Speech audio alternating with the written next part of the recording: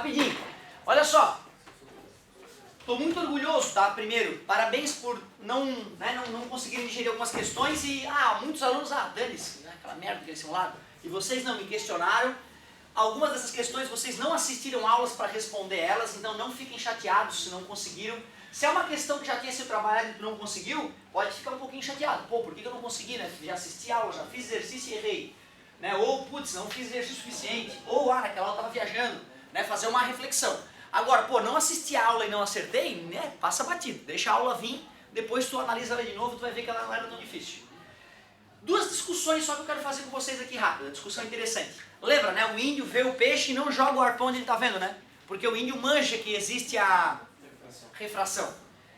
Quero desenvolver com vocês uma fórmula para calcular a profundidade, para relacionar a profundidade real de um objeto que está na água, por exemplo. Aí tá lá o cara tá olhando para a água, o raio de luz que sai do objeto, se propagando na água e vai se propagar no ar, aumenta de velocidade e se afasta da normal. Quando essa luz bate no olho do cara que está pescando, do cara que está olhando, o cérebro desse cara diz que a luz anda e aí ele enxerga a imagem bem mais no raso de onde de fato está. Claro que meu desenho está mega exagerado. Esse aqui é um ângulo de incidência, né? Eu vou chamar essa distância aqui de x, formando um triângulo retângulo. Essa distância daqui até ali eu vou chamar de P, que é a posição do objeto. Tudo bem para vocês? Essa distância aqui também é x, aceitas? Né? Então também poderia formar um outro triângulo retângulo, com o mesmo cateto x. Só que essa alturinha eu vou chamar de P', que é a profundidade da imagem. Tudo bem para vocês? Certo?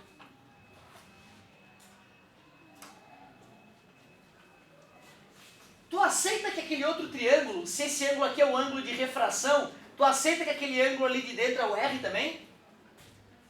OPV, né? Duas retas que se cruzaram, né? Esse aqui é R e aqui também é R, né? Certo? Nós vimos que a segunda lei, a lei Snell-Descartes, ela é aplicável nessa situação. Eu poderia escrever que o N da água vezes o seno do ângulo de incidência é igual ao N do ar, que é para onde a luz foi, vezes o seno do ângulo de refração. Tudo bem para vocês? Vocês lembram o que acontece com o valor do seno e da tangente para ângulos pequenos? Para ângulos pequenos, o seno e a tangente, eles dão valores praticamente iguais. Isso vai ser uma coisa muito importante no cálculo A, lá na faculdade de exatas. Quando o bichinho da exatas te morder e tu não conseguir mais resistir. Pô, eu vou ter que fazer engenharia, vou ter que fazer física, que merda. Descobri que a minha alegria está na física. Aí lá eles vão discutir isso, vai dar para provar matematicamente isso. Eu posso provar com a calculadora científica, para quem não acredita. Ó. Eu posso digitar 10 e seno. Aí eu achei o seno de 10 graus. Eu vou digitar 10 e tan, de tangente. Achei a tangente de 10 graus. O seno de 10 graus deu 0,1736. A tangente de 10 graus deu 0,176. Tu vê, ó. Tangente de 10 graus, 0,176 e vai embora. O seno de 10 graus deu 0,173. Só diferiu na terceira casa após a vírgula. Bem próximos, né? No ensino médio a gente raramente usa a terceira casa após a vírgula, confesso. Só nas minhas provas. Brincadeirinha. Se eu diminuir o ângulo, a aproximação fica ainda melhor, tá? Vou fazer para 1 grau. Seno de 1 grau, tangente de 1 grau. Para 1 grau, tangente de 1 grau. Deu 0,0174555. Deixa eu ver se é isso mesmo. Estava aqui. 1, 2. É. Seno de 1 grau. 0,0017452. Porra, é igual! É igual! 1, 2, 3, 4, 5. Só na sétima casa após a vírgula ficou diferente. Tudo bem para vocês? Então tu vê, eu não estou te sacaneando. É honestíssimo o que eu estou te falando. Para ângulos pequenos, tangente e seno dão praticamente a mesma coisa. O que seria ângulos pequenos? De 10 graus para baixo é super seguro. Não que 11 graus já dê uma diferença grande, mas a diferença vai aumentando. Até porque em 90 graus o seno é 1 e a tangente foi para o infinito, pô. Tudo bem? tivesse trabalhando com ângulos pequenos, eu tenho certeza que vocês não ficariam chateados de eu escrever isso. Né? Só para ângulos pequenos, eu tirei o seno e botei tangente. Não fiz mais nada, né? Ou fiz? Não, só troquei seno por tangente. Cuidado, gente, agora eu estou dizendo que I e R são pequenos. Só por isso que eu pude fazer essa modificação, né? Me ajuda, galera, como é que eu poderia escrever a tangente do ângulo I? A tangente do ângulo I é o cateto sobre, que é P, né? E quem seria a tangente daquele ângulo R ali dentro daquele triângulo retângulo menor? Oposto que vale quanto? Sobre o adjacente, que é o P'. N da água vezes a tangente de I, que é x sobre P, é igual ao N do ar vezes a tangente de R, que é x sobre... Corta o x com o x, eu descobri uma fórmula para relacionar o P e o P', conhecendo apenas o índice de refração dos materiais onde está o observador e onde está o objeto. Para deixar a fórmula mais genérica, eu vou dizer o seguinte, né? O objeto estava na água, né? N do objeto está multiplicando, passa dividindo. N do observador, o P está dividindo, passa multiplicando. Posição do objeto sobre posição da imagem. Essa é a fórmula da profundidade aparente. Profundidade aparente. Já vi questão do Ítaca aí, ele dava o índice de refração da água e do ar, falava que a lanterna estava sendo... O pescador deixou a lanterna cair dentro d'água e olhou a lanterna e viu que ela estava a 1 metro de profundidade. Aí perguntava qual era a profundidade do rio. Era só jogar na fórmula, só que eles não dão a fórmula, entendeu? Então no dia teria que deduzir. Não dá para deduzir, a prova do ITA é 3 minutos por questão, tu já tinha que vir estudado de casa, entendeu? Sabendo a fórmula de cabeça, para chegar lá e aplicar a fórmula e resolver a encrenca. Então tu vê, o ideal era a gente fazer uma meia dúzia de exercício e pegar a manha. Para quando precisar da fórmula não ter que deduzir, ter simplesmente que usar ela. Sabe como é que eu decoro essa fórmula? Sabe que eu não gosto de decorar, né? Mas ó, objeto não é?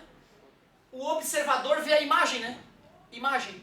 Então o N do objeto sobre o N do observador igual posição do objeto, posição da imagem. Então objeto, imagem, podemos pensar assim, né? Certo? Foi assim que eu, na minha mente, coloquei essa fórmula, caso eu precise dela instantaneamente. Certo? Outra, né? Se tu usa a fórmula errada, em vez da profundidade diminuir, a aparente a profundidade aumenta, né? Aí tu, opa, errei porque eu lembro, tu faz um desenhozinho, tu sabe, né, que o peixe tem que parecer mais no raso, né? Se tu calcula e dá errado, opa, troquei a posição de alguém, só inverte a posição de alguém, faz a conta de novo, sem problema. Então, uma deduçãozinha legal aí. E a última coisinha que eu quero te mostrar, isso é a aula, qual é a aula, gente? É a primeira aulinha da Física 4D?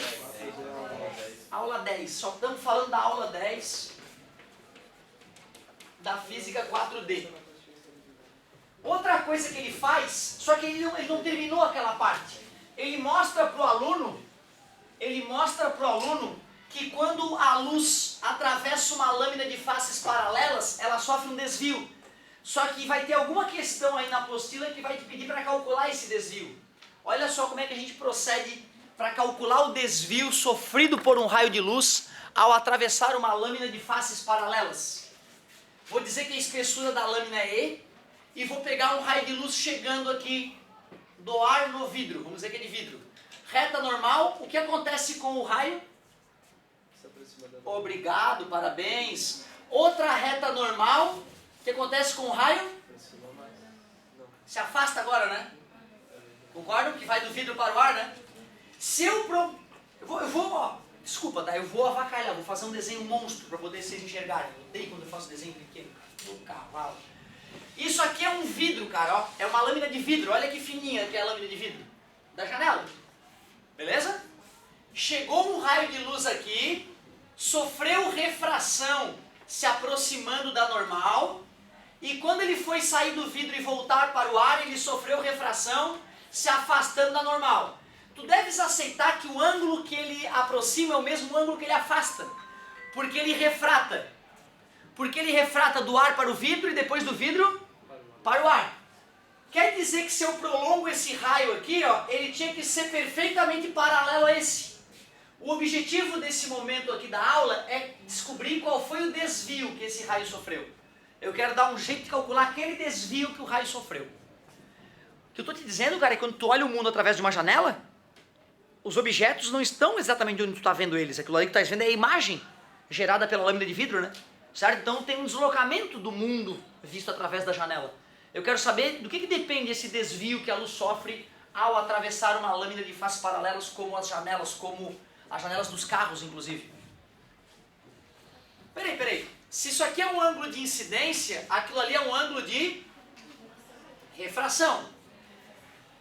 Retas paralelas cortadas por uma transversal, isso aqui é um ângulo de incidência, mas ele vai ter o valor do R, né? Concorda comigo?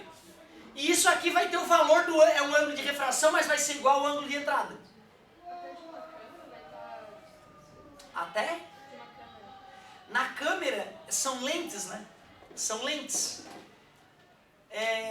A lente da câmera ela gera uma imagem lá no chip sensor, né, de luz sensível à luz, uma imagem que não é do tamanho verdadeiro do objeto, certo? Mas que mantém as mesmas proporções. Por isso que se eu tiver uma foto de uma situação, uma foto bem feita, né, uma foto não deformada, se eu conheço o tamanho real de um objeto, eu meço na foto e por escala eu consigo determinar o tamanho dos outros objetos na foto. Concorda comigo? Mas não é exatamente igual, né? Quando eu quero imprimir, quando eu quero fazer um cartaz do ator famoso lá em tamanho real, né, eu tenho que saber a altura do cara e no computador eu acabo gerando uma imagem gráfica que tem exatamente o tamanho do objeto verdadeiro, né? Mas na maioria dos casos não. O retrovisor de um carro, atualmente ele é levemente convexo, certo? Para aumentar o campo de visão. Então os tamanhos que tu enxerga no retrovisor de um carro mais moderno não é que nem no espelho plano, não mantém o tamanho dos objetos. E as distâncias também ficam alteradas. O óculos, na verdade, é justamente isso. O óculos é tu colocar... O que acontece? O míope, ele não consegue ver de longe. O oftalmologista vai lá e mede qual é a maior distância que o míope enxerga. Certo? Aí o oftalmo calcula a distância focal da lente para quando o míope estiver olhando um objeto bem longe, quando a lente for colocada diante do olho dele, gera uma imagem onde ele enxerga. Então é justamente alterando a posição verdadeira que a gente consegue fazer a pessoa enxergar. O hipermétrope enxerga mal de perto. Ele, em vez de enxergar a 25 centímetros, ele enxerga a 1 metro. Então eu faço com que um objeto que esteja a 25 centímetros dele, quando eu coloco a lente dentro dele, parece uma imagem mais distante, onde ele enxerga. Sacou? Bem isso mesmo. Bom, pessoal, vê se vocês concordam comigo. Vocês aceitam que esse ângulo todo aqui, ó, é o ângulo I, OPV? Que ângulo é esse aqui então?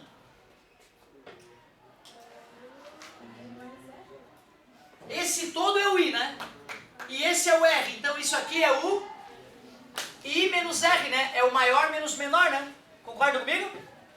Eu vou chamar essa distância que o raio percorreu dentro do vidro de X. Como é que eu relaciono o cateto oposto com a hipotenusa, já que eu criei um triângulo retângulo? Se fossem os catetos, né? Seno é o cateto oposto sobre a hipotenusa. Está dividindo, passa multiplicando. Ó, já achei uma equação para achar o D. Só que eu te pergunto, tu sabe qual é a distância que o raio de luz percorre dentro da janela do teu quarto? Nem eu. O que a gente sabe quando a gente compra um vidro? A gente sabe a espessura do vidro, né? É importante eu calcular esse X através desse E, ó. Concordas que dá para formar mais um triângulo retângulo? Onde esse cateto vale E e a hipotenusa vale? E o ângulo é? Como é que eu relaciono o cateto adjacente com a hipotenusa? Cosseno de R é o cateto adjacente E sobre a hipotenusa X. Está dividindo, passa? X vezes cosseno de R é igual à espessura do vidro, ou X é igual à espessura do vidro dividido pelo cosseno de R. Substituindo o X no lugar do X,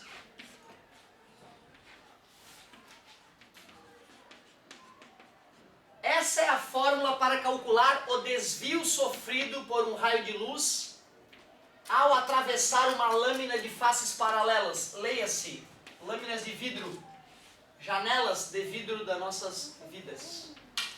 Do que depende o desvio? Da espessura do vidro. Quanto maior a espessura do vidro, maior o desvio. Como os nossos vidros têm 3, 5 milímetros, no máximo 8 milímetros de espessura, o desvio é mínimo. Então não é uma coisa preocupante. Mas não depende só da espessura do vidro, né? Também depende do ângulo de chegada, né? E do ângulo de refração. Ou seja, depende do índice de refração do material qual é feito a lâmina e do material no qual a lâmina está imerso. Certo? É possível que tenha alguma questão da apostila que te peça para fazer esse cálculo. Certo? Então tu vê, é um cálculo bem chatinho de fazer. O cara tem que ter uma boa noção de geometria, né? Para matar essa questãozinha. Se eu não me engano, foi isso que ele fez na aula. Ele desenvolveu a fórmula da profundidade aparente, que ele chamou de Hzinho e Hzão. Podia ser H e a galinha, né? Para ficar mais divertido a nossa vida. E mostrou o desenho que eu fiz aqui, mas não fez as contas. Eu acho que ele não fez as contas para que em alguma questão ele possa te pedir essa conta. Aí o legal mesmo é a gente apagar isso aqui de uma vez, certo? Não copiar, para tentar. Aqui ele faz um comentário, eu cheguei a falar do tetracloretileno para vocês, daquele negócio de mágica, do cara pegar um copo que está aparentemente cheio de água e pergunta para a galera, o que tem dentro do copo? Né? Aí o pessoal não fala, não tem nada. Aí o cara vai lá e tira um objeto dentro do copo, que estava um objeto de vidro, magicamente escondido dentro do copo. E aí a explicação é que tem um líquido chamado tetracloretileno que tem o mesmo índice de refração do vidro. Assim, quando eu mergulho um pedaço de vidro nesse líquido chamado tetracloretileno, como a luz, ao se propagar do líquido para o vidro, do vidro para o líquido, não sofre desvios, porque a velocidade dela é a mesma, o material fica totalmente oculto, certo? Dentro do líquido. E aí tem um desenho ali, ó, falando disso. Eu achava que eu tinha comentado com vocês do tetracloretileno. Comentei, né? Então, um comentáriozinho foi feito pelo material ali na página 2, continuidade ótica. Show de bola. Tá faltando o chapeuzinho. Se é ângulo, né? É importante ter o chapeuzinho. Onde? Ali tem a última fórmula de Swerner. Aqui, o Rzinho. No simulado tinha uma pergunta que era como é que o som se propagava nada, que aí falava que o cara ia fazer mergulhar e não ouvia os amigos chamando ele. Repete. O cara foi mergulhar, aí os amigos dele chamaram ele e não ouviu. Aí pergunta por que o som não se propagou dentro da água. Na verdade é o seguinte, ó. O som ele tem baixa... Eu preciso ver as alternativas, tem muitas opções, né? Tá ali já. Show. Anota a tarefa mínima para essa aula que a gente curtiu agora, pessoal.